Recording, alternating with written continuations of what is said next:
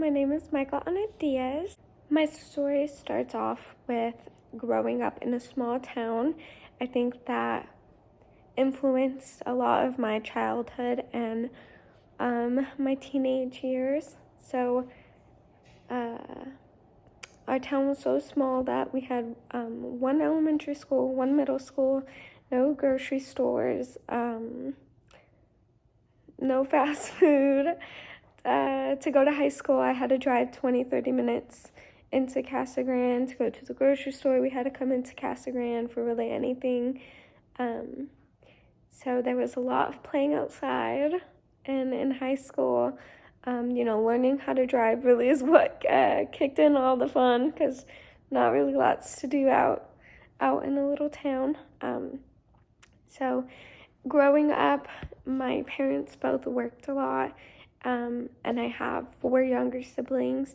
I had 2 older siblings, but my household was my dad's Mexican, and so I think a little bit of that machismo really came into play with my older brother. He obviously didn't have to help take care of the kids. And then my sister, very rebellious, so she was not about to be put into the role of, helping out like that. So that kind of fell onto me. And I'm very much a people pleaser, so I had to watch my siblings a lot. And I had to do lots of chores, my chores and my older sister's chores. So I think growing up, that was really hard for me, but I do think it benefited me as an adult. I definitely loved taking care of my little siblings, even if it was hard sometimes.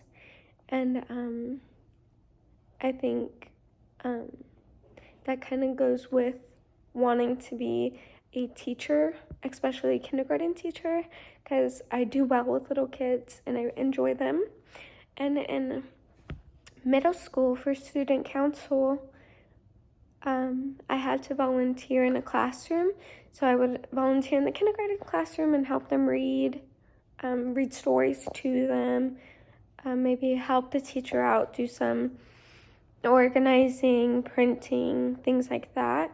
And Miss Kornstein was the kindergarten teacher. She is a beautiful teacher. She really took pride and passion in her job.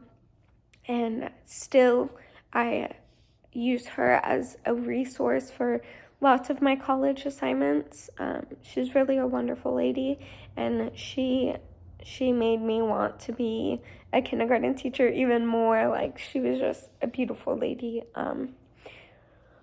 Going along with having to do so much chores in high school, I would clean houses. That was my job, cleaning houses, and I still did it up until last week. I quit cleaning houses just barely last week. So, and babysitting also got me through high school, and so those experiences as a child really helped me as an adult. Now I live in Casa Grande, and I really feel like I'm big time and big city girl in it, which Casa Grande is probably very small to people who actually live in big cities. The dragon story, I really enjoyed the dragon story. I enjoyed the visuals of it. Death is kind of a hard subject to me, so I might have teared up a couple of times. I think the meaning of it was the way I was thinking about the meaning while watching it. It presented to me as like maybe the dragon being personal obstacles, and whether you want to ignore those obstacles and feed into those problems, or if you want to conquer and abolish those problems, which I think, conquering those problems is better than just letting them slide by, or learning how to adapt to them instead of just getting rid of them.